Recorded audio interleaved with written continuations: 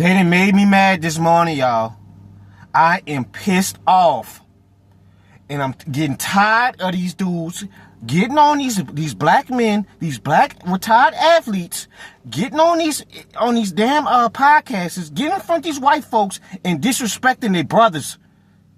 I'm getting real sick of that. Chris Carter, you are really wrong for what you did to Chad Johnson, bro. So, I was watching the clip, right? And, basically what happened, guys, Chris Carter, let's start with Chad. Chad was having a little, cool little interview with Travis Hunter. They was talking about the Madden ratings. You know, and me being an avid Madden player, I know that they don't give rookies high ratings like that. They never do. 9 times out of 10, if you number one pick in the first round, you're going to be like in the 70s. So, Travis Hunter was like, can you give me a 90 or 85 or something like that? Something like that. And Chad was like, nah, the best I could do, I'll give you 76. I'll give you 76. Travis Hunter was like, 76? What you mean? So Chad was like, how about this? We go to the field, you stop me about 5 to 10 times, I'm going to boost your rating up to 85 to 90. How about that? I could do that for you. You stop me, we do some routes. You play corner, I play receiver. You stop me more times than I make a play on you, I'll boost your rating up. It's all jokes. It's all banter. Everybody know Chad is a fun, energetic, loving dude. Charismatic. Everybody know Chad is a comedian. He just joking with the kid about Madden. Chris Carter, grumpy ass, gonna get up there in front of white folks podcast and talk about these dudes be acting like their career was better than what it was. Chad, by the time he was in New England, in the end of Cincinnati, he was getting locked up from average corners. There's no chance he gonna be in the Hall of Fame. I think we kind of know that Chad is probably not gonna be in the Hall of Fame due to circumstances that happened later in his career, you idiot. We already know that, bro. That was so unnecessary and a low blow for you to do that, Chris Carter. There was no reason for you to do that, bro. There was no reason for you to do that at all. You did not have to do that to Chad. You're talking to Chad like he was some special teams wide receiver. Like he had 200 catches in 500 yards and 5 touchdowns throughout his 9-year career. Chad Johnson was the face of the receivers in the mid-2000s. Him and Steve Smith took off around the same time. They put themselves in that elite category with Randy, with Marvin Harrison, with T.O., with Torrey Holt. What are you fucking talking about? I'm tired of these dudes disrespecting each other. Y'all, we are the same. You don't do that to somebody, bro. We are, and then some people are missing a point. Of course, Chris Carter is better than Chad. That's not the point. The point is why some people are mad. It's because it's no reason for you to do that. Let's look at Chad Johnson numbers, bro. Chad has 766 catches, 11,059 yards, and 67 touchdowns. Chris Carter had 1,101 catches, 13,899 yards, 130 touchdowns. Okay, we all know Chris Carter is a Hall of Fame. We all know that. But let's not act like Chad Johnson numbers weren't elite in that time that he played. If Chad probably would have finished his career out on a normal case without leaving the league early due to certain circumstances, he'd probably have like 800 to 900 catches and probably like 80 touchdowns. Then, if we look at 2003 to 2011, in Chad Prime, 714 catches, 9,288 yards, and 65 touchdowns. Come on, bro. That's like 8-9 seasons of elite play. Chad Johnson's footwork was amazing. One of the best we ever seen at the receiver position. Productive hands. Could get open. I mean, the time when D'Angelo Hall and all them other corners, he was routing him up. eating them for lunch. Chad will be putting them cornerback names in the locker room. Who I'm going against, the CB1 of the week. Chad was the face of the receivers in the mid-2000s. Do not disrespect that man. How dare you, bro? And that's why I love Asante. I love Asante Sammy. Asante just a real street dude. He just a real street dude that played football. That's what you do. You stick up for your NFL brother. That was no reason for that man to do that. And that's what Asante did. Asante was like, bro, you was overrated. All you did was probably catch screen plays and little 5-yard slants and shit like that. That's all you did. That's what Asante's saying. He was like, if I was a corner, I wouldn't be scared of you. I didn't have to worry about you doing anything yards after the catch. You catching a 20-yard slant, a 5 to 10-yard slant route and going to the house with it. I didn't have to worry about that with you if I played you. Asante was like, say, bro, you're really overrated. And all Asante feel was the same way how I feel. There's no reason for you to do that. So since you're going to disrespect Chad, I'm going to disrespect your ass then. The same way you're going to nitpick on what Chad did, talking about average corners was locking him up. The same way your ass was probably having 12 yards per catch. How do you have 120 catches in one season with 12 yards per catch? Guys, that doesn't even make sense. He had 100. I remember, I just looked at his stats.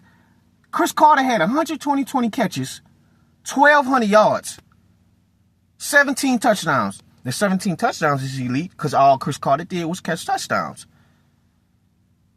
But, bro, these receivers today, in this generation, or even Jerry Rice back in the day, and Randy in the 90s, or T.O., or whoever, Andre Reed, you get them people 120 catches, they'll have 1,500 yards. And I'm not sitting here trying to disrespect you, but the same way you're going to nitpick on Chad, I'm going to get on your ass.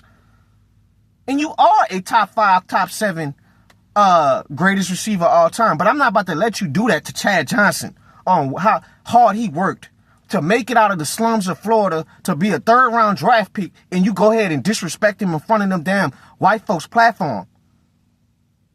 After Chad just joking around, having fun with the kid.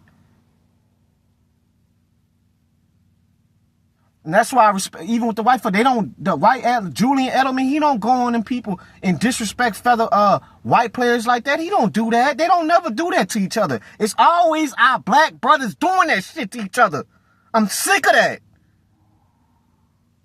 There was no reason for you to do that, bro.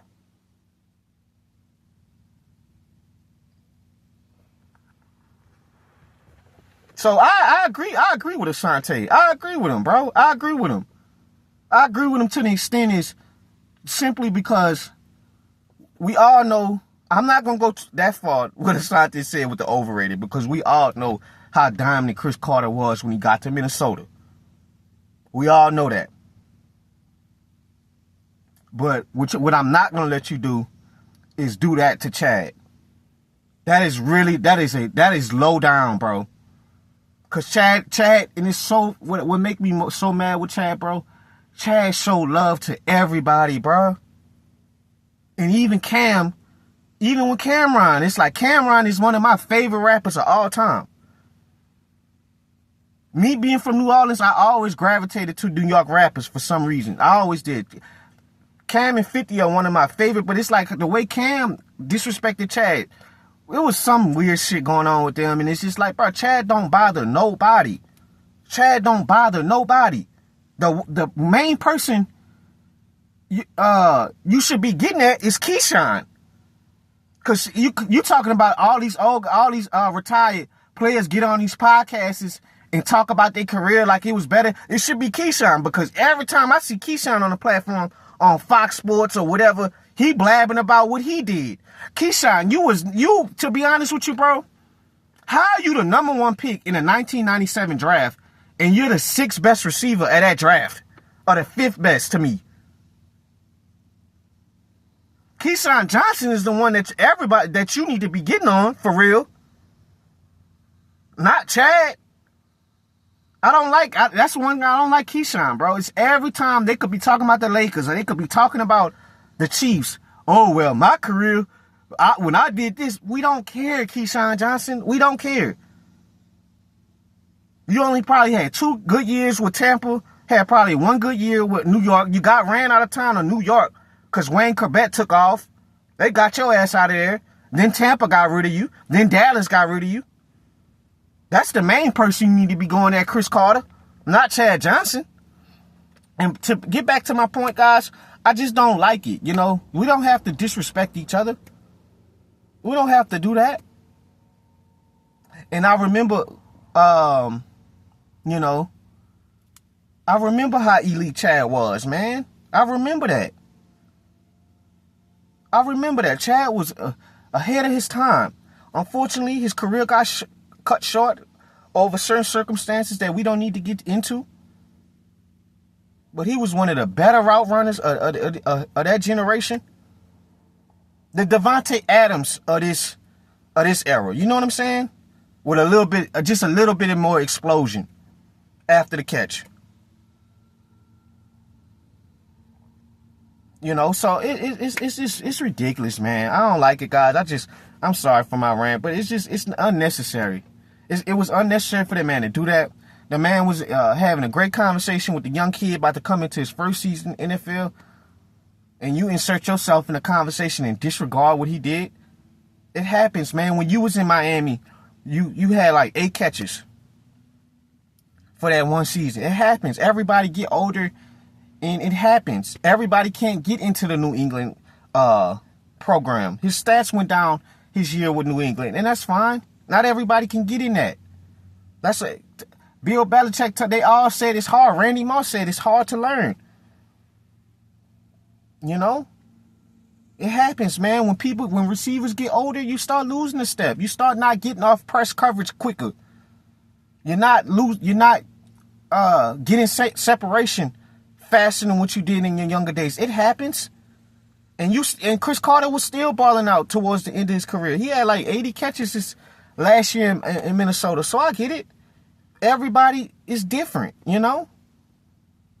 Jerry Rice was able to play till he was 40. Marvin Harrison was able to play till like 33, 34. Don't take away how good Marvin Harrison was. It don't take how good Randy Moss was. You know? So it is what it is, guys. Like, that's all I had to say on this one. But these guys, bro, y'all gotta support each other better than this, bro. Especially these other folks' podcasts. You don't do that, bro. Are you looking for a viral moment? Come on, fam. That was unnecessary. You talking to Chad like he's a special team wide receiver or something. Been in and out of the league. Come on, bro. Come on. Let's not act like this man was one of the best receivers of the 2000s. Don't do that. I'm out.